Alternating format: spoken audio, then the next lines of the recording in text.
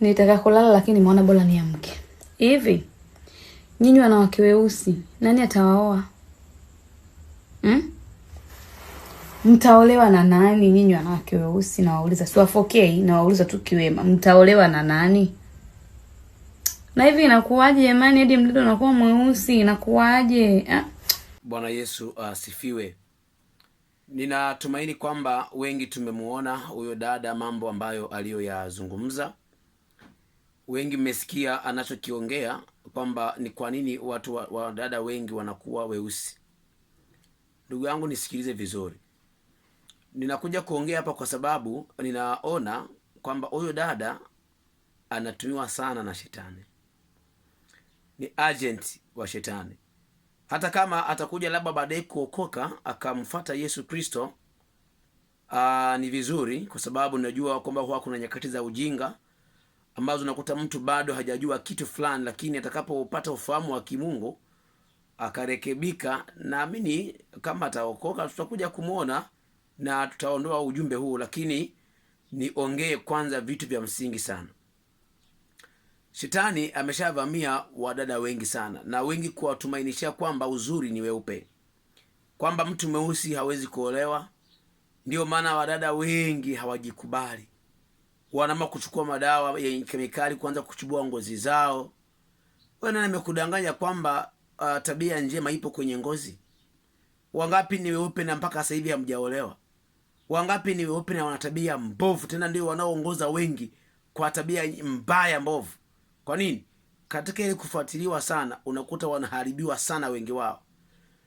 Na ndio maana kuna siku moja nikawa nasikia mtu mmoja anaongea kwamba ukitaka kuoa usitafute yule mtu ambaye yani kila mtu atakuwa anamtolea macho.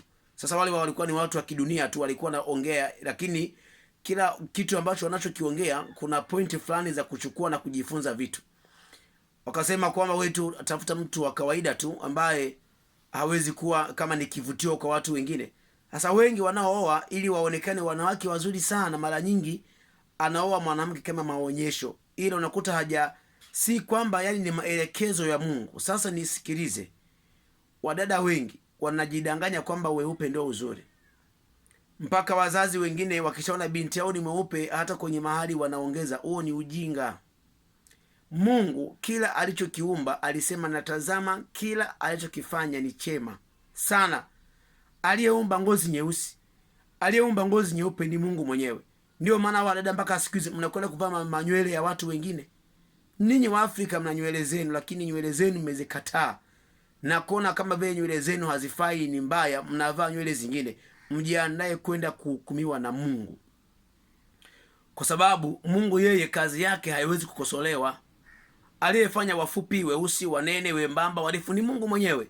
Hata ukiangalia Wahindi, kuna Wahindi weusi kabisa, kuna Wahindi wengine weupe, ni Mungu anayewatengeneza. Sasa wewe unayejaji hiyo kazi ya Mungu kwamba hivi wewe kwa nini mnakuwa weusi, maana yake wewe unamtukana Mungu moja kwa moja. Kwa wewe upo kwenye kundi la shetani.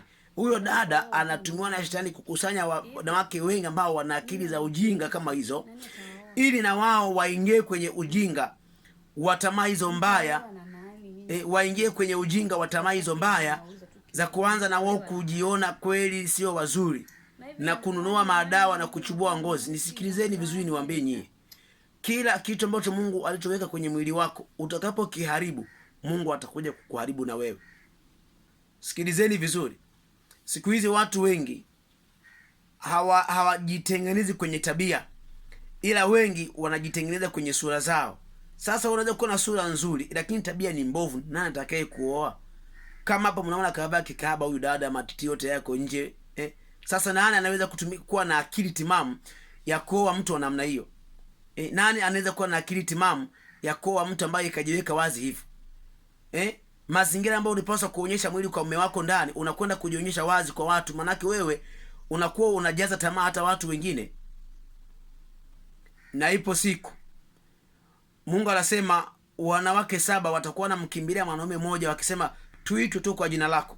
Ukisoma Biblia katika ile kile kitabu cha Isaya ile sura ya 4 na ule mstari wa kwanza, na siku hiyo wanawake 7 watamshika mtu mume mmoja wakisema tutakula chakula chetu na kuvaa nguo zetu wenyewe, lakini tuitwe tu kwa jina lako utuondolee aibu yetu.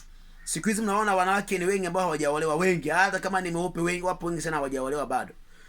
Hali inavyozidi kuendelea, itafika hatua kabisa watakosa wanaume wa kuoa. Kwa taratibu tu ya kawaida unaambiwa wanaume ni wachache, wanawake ni wengi, ila hiyo hairuhusu sasa ndio wewe wanawake 10 au 7, hapana. Sasa kuna hatari ambayo ipo.